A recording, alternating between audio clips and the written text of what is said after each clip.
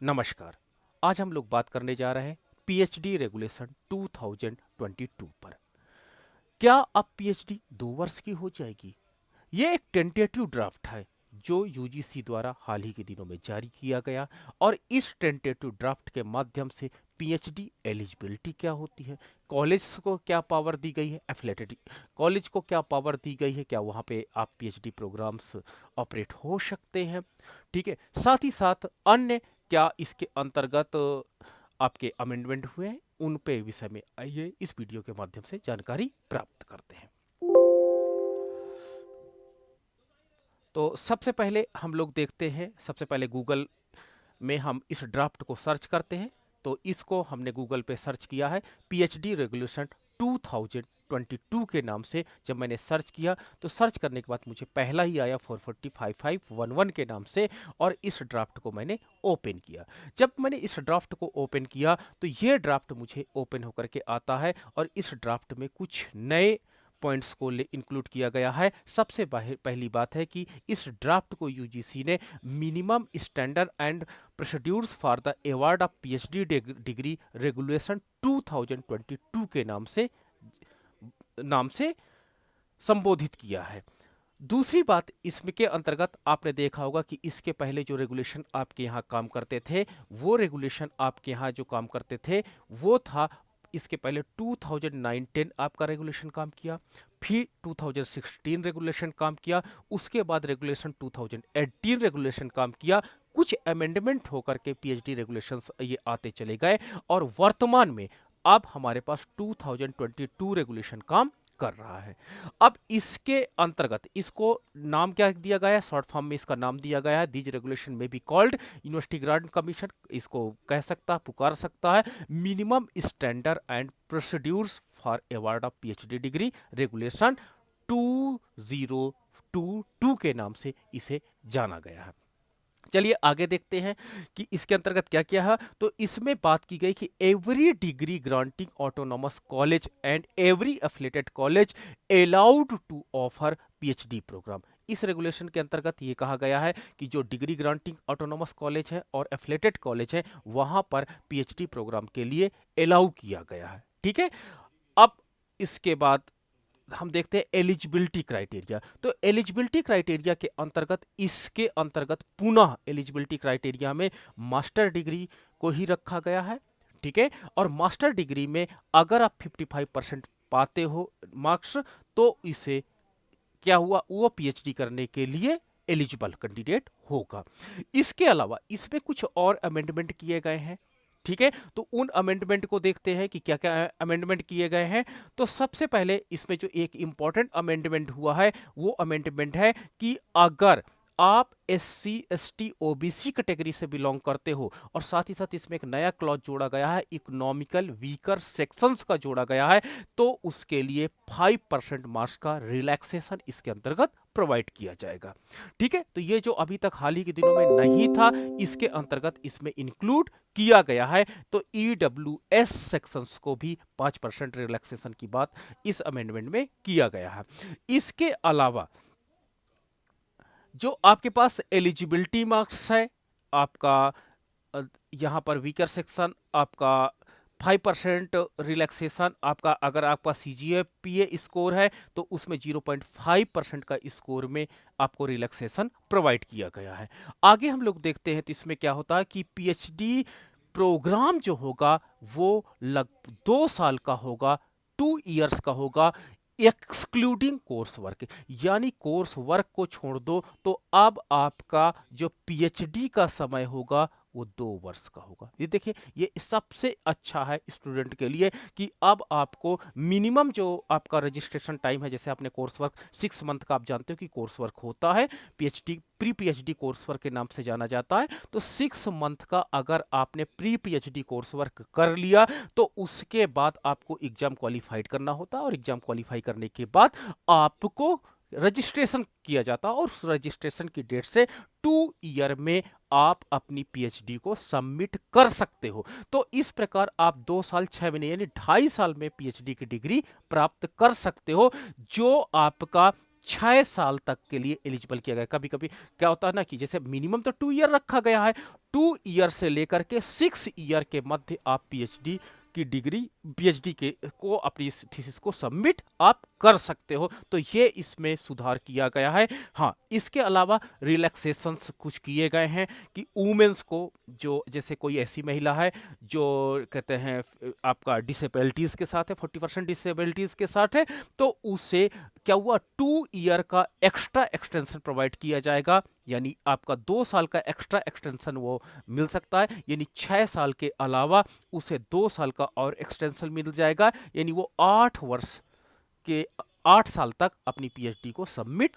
अगर हम एडमिशन प्रक्रिया की बात करते हैं तो यूनिवर्सिटी द्वारा नेशनल एलिजिबिलिटी टेस्ट के स्कोर के आधार पर या नेशनल इंट्रेंस टेस्ट या entrance test conducted at the level of individual university, यदि प्रत्येक यूनिवर्सिटी अपना एक पीएचडी इंट्रेंस टेस्ट अलग से भी ऑर्गेनाइज कर सकता, उसके आधार पर पीएचडी में एडमिशन लिया जा सकता है। तो यानी सबसे पहले आपका नेट के बेस पे, दूसरा नेशनल एंट्रेंस टेस्ट के माध्यम से, तीसरा आपका इंडिविजुअल लेवल पर इंट्रेंस टेस्ट के माध्यम से यूनिवर्सिटी द्वारा एडमिशन इसके पीएचडी में किया जा सकता है। नाउ द नेक्स्ट है, आप देख सकते हो कि 60% of the total vacant seats of the academic year shall be filled by net GRF. यानी अगर मान लीजिए आपकी यूनिवर्सिटी में 100 सीटें हैं किसी डिपार्टमेंट में, तो 60 सीटें आपको नेट जेआरएफ के स्कोर कार्ड से, यानी नेट जेआरएफ के माध्यम से आपको फिल करना पड़ेगा, और 40% जो आपके पास सीट्स बचेंगी उनको आप यूनिवर्सिटी के इंट्रेंस टेस्ट के माध्यम से फिल कर सकते हो। ठीक है, यानी 40% पावर दी गई है कि यूनिवर्सिटी आप अपने इंट्रेंस के माध्यम से फिल कराएगा, और 60% जो आपकी सीटें होंगी वो नेट जेआरएफ के माध्यम से फिल होगी। अब एक प्रश्न आपका हरदम रहता है कि सर इंट्रेंस पे क्वेश्चंस कैसे आते हैं, कहाँ से आते हैं? तो syllabus of the entrance test shall be consist of the question test, जो आपका रिसर्च से रहेगा, एनालिटिकल से रहेगा, कंपेंशन से रहेगा, क्वांटिटेटिव एप्टीट्यूड से रहेगा, और ये आपके इन एरिया से आपके प्रश्न पूछे जाएंगे। ठीक है, अब क्या होता है कि जो आपका इंट्रेंस होगा उस इंट्रेंस टेस्ट में आपको 50% मार्क्स पाना अनिवार्य है। ठीक है, मान लीजिए आपको मल्टीपल चॉइस क्वेश्चन 70 क्वेश्चन आते हैं आपके एंट्रेंस में, तो इस 70 क्वेश्चन में 35 क्वेश्चन आपको क्वालिफाइंग करने के लिए करेक्ट करना होगा। हाँ, 5% का रिलैक्सेशन उनको दिया गया है जो कैटेगरी से बिलोंग करते हैं, जैसे SC, ST, OBC, non creamy layer, कहते हैं कि differently abled and category, entrance में इनको छूट दी गई है, लेकिन ईडब्ल्यूएस को यहाँ पर छूट नहीं है। ये पॉइंट आप याद रखिएगा, ईडब्ल्यूएस को यहाँ पर, वीकर सेक्शन को यहाँ पर छूट नहीं है। ठीक है, केवल वहाँ पर एमए के मार्क्स में छूट दी गई है। ठीक है, तो यानी अगर आप इसको, जो पीएचडी एंट्रेंस होता है, आप इसमें अगर 50% के बजाय 45% पाते हो तो भी आप मिनिमम एलिजिबिलिटी को धारित करते हो। आगे हम लोग देखते हैं, तो आगे देखते हैं, तो इसके बाद जब आपका ये पीएचडी एंट्रेंस आपने क्वालिफाई कर लिया है, तो फिर आपको डिपार्टमेंट द्वारा 30, ठीक है, 30% का आपको इंटरव्यू कंडक्ट कराया जाएगा। ठीक है, ये इंटरव्यू कहां से होगा ये हम लोग देखेंगे। तो इस प्रकार पीएचडी जो इंट्रेंस टेस्ट होगा वो 70 आपका पॉइंट का होगा या 70% का होगा, और 30% आपका क्या हो जाएगा, इंटरव्यू होगा, और इसके आधार पर आपकी मेरिट बनाई जाएगी। ठीक है, तो इस प्रकार हम लोग देख लेते हैं। साथ ही साथ इसमें एक और बात कही गई कि जो नेट जेआरएफ कैंडिडेट होते हैं उनको एंट्रेंस से क्या हो जाएगा, एंट्रेंस से छूट प्रदान की गई है, लेकिन कुछ यूनिवर्सिटीज द्वारा केवल जेआरएफ को एंट्रेंस में छूट प्रदान की जाती है, बाकी नेट को भी आपको एंट्रेंस का पार्ट बनाया जाता है। तो ये यूनिवर्सिटी को कुछ पावर्स रिजर्व की गई हैं। ठीक है, तो ये डिपेंड करता है कि वहाँ की यूनिवर्सिटी का रेगुलेशंस क्या काम कर रहा है। अब आगे हम बात करते हैं कि इंटरव्यू में क्या होगा। तो इंटरव्यू में ये याद रखिएगा कि जो पीएचडी स्कॉलर होता है उसको जो इंटरव्यू में क्वेश्चंस पूछे जाएंगे वो उसके थ्रस्ट एरिया से ही पूछे जाएंगे। ठीक है, यूजीसी साफ साफ कहता है कि जो आपका पीएचडी टॉपिक हो वो वास्तव में क्या हो, वो आपका सोशली रिलेवेंट हो, जैसे आप आर्ट्स में या सोशल साइंस में करते हो तो सोशली रिलेवेंट हो, लोकली नीड बेस्ड हो, ठीक है, और नेशनल इंपॉर्टेंस का टॉपिक हो, ग्लोबली सिग्निफिकेंस हो, create value to the society हो, और इन कटिंग एज एरिया और contribute to the new additional knowledge in the area of emerging concern world wide में। तो ये आपका थर्स्ट एरिया आपका जो होता है, उस पर आपको एक रिसर्च प्रपोजल बना करके इंटरव्यू में शामिल होना होगा, और इंटरव्यू कमेटी आपको देखेगी या इतने डायमेंशन से वो चेक करेगी कि जो आपका टॉपिक है वो प्रॉपर इन क्राइटेरिया को फुलफिल कर रहा है, तो निश्चित रूप से आपको सक्सेस के चांसेस क्या हो जाएंगे, बढ़ जाएंगे। लेकिन छात्र छात्राओं में यही प्रॉब्लम पाई जाती है कि वो टॉपिक अपने अकॉर्डिंग ढूंढ लेते हैं, जबकि उसका कोई सोशल बेनिफिट या जो आपका पूरी अर्थव्यवस्था को ले सकते हैं या आपका इम्पोर्टेंस की बात कर सकता हूं, तो उस पर कोई नहीं इन इन पॉइंट्स को वो लोग नज़रअंदाज करते हैं, जिससे वो लोग इंटरव्यू से बाहर हो जाते हैं। तो इस प्रकार वाइबा को बहुत सीरियसली आप लीजिएगा, एक निश्चित रिसर्च प्रपोजल के साथ ही आप उसमें जाइएगा, तभी आपको सक्सेस मिलेगी।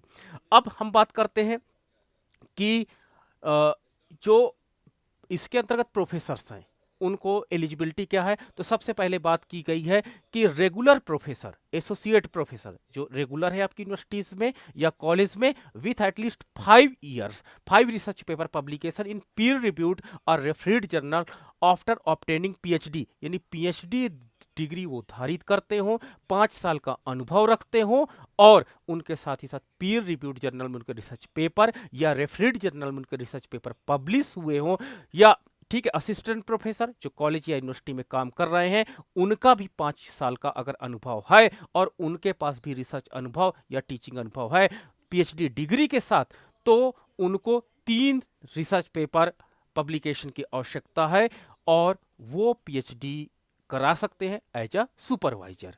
ठीक है, तो अब हम देखते हैं आगे का कुछ अमेंडमेंट है। तो हाँ, जो प्रोफेसर पद पे होते हैं, ठीक है, प्रोफेसर पद पे, यानी जो हम लोग रिसर्च सुपरवाइजर कहते हैं या को supervisor, who is the professor can not guide more than 8 से ज्यादा वो गाइड नहीं कर सकते हैं। ठीक है, वहीं आपके जो एसोसिएट प्रोफेसर होंगे एज ए रिसर्च सुपरवाइजर, वो अधिकतम 6 कैंडिडेट को ही गाइड कर सकते हैं, तथा जो असिस्टेंट प्रोफेसर होंगे वो 4 कैंडिडेट को ही गाइड कर पाएंगे। तो इस प्रकार ये रेगुलेशन हमें बताता है कि नए रूल्स क्या है। तो इसमें सबसे अच्छी बात यह है कि अगर कोई अच्छा मेहनत करने वाला स्टूडेंट है तो विथ इन कोर्स वर्क के बाद 2 वर्ष में अपनी पीएचडी को समाप्त कर सकता है। तो ये काफ़ी अच्छी बात है, और कॉलेज को भी पावर दी गई है। तो बहुत जल्द मिलते हैं फिर से नए वीडियो के साथ। So much thank you.